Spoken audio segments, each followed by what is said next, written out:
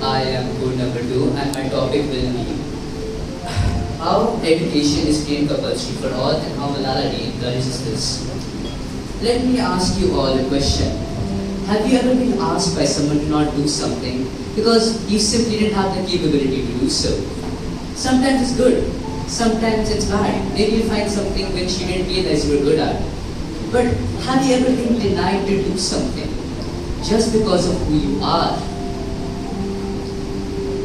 Despite women's education being normalized years ago, despite apartheid being abolished in Africa years ago, despite the caste system being made illegal by our country years ago, people still had to fight for it.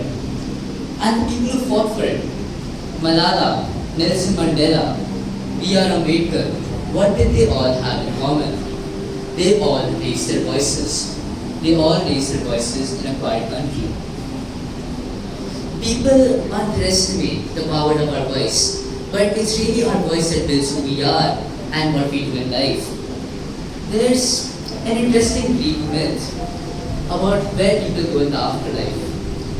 The good souls go to Elysium, the bad souls go to the fields of punishment, but the most important one is the fields of asphodel. The people in fields of asphodel live around aimlessly, no goal and no voice.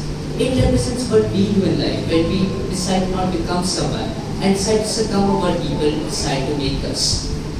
That's why I'm telling you, have your own voice, have your own identity. Don't become what society wants us to do, become what you want to do. Be like Malala Yousaf, who raised her voice at the age of 11 and raised her voice at the age of 16 yet again to fight for people who weren't fighting for themselves. Thank you. I end my speech. Namaskar everyone, my code number is 3 and my topic for today is education is a fundamental right beyond culture or geography. Education is not just about opening doors, it's about building them where none existed. But what does this mean? Does it mean to go to school scoring marks or getting good grades? Or does it mean something deeper? Something that gives a powerless a voice? Hello everyone, my code number is 8 and my topic for today is Malala, the symbol of hope and resilience. Today I'm going to talk about a young girl whose voice rose above fear and oppression. She is Malala Yousafzai. To the head, but that did not stop her. Most people wouldn't come back after that, but Malala, she stood up taller. At 15, she gave her speech at the UN, calm, poised, and clearly unstoppable. At 17, she became the youngest person to get the Nobel Prize in the history. And here's something you don't write in the newspapers.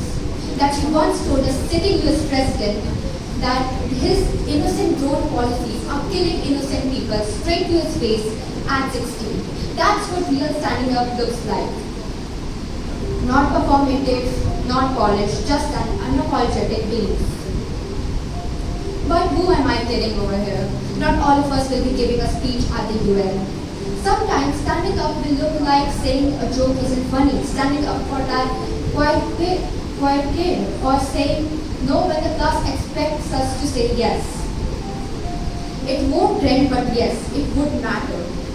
Malala Yousafzai's famous quote, even when the world is silent, one voice is powerful. It's not a slogan, it's a strategy. And it works. You see, because if you have something worth standing up Your for... 2 minutes are over. Later continue. Stand up like you mean for it, even if your voice shakes, even when you're alone. Because to start a revolution, you do not need the noise, you need the nerve. Thank you everyone, signing off.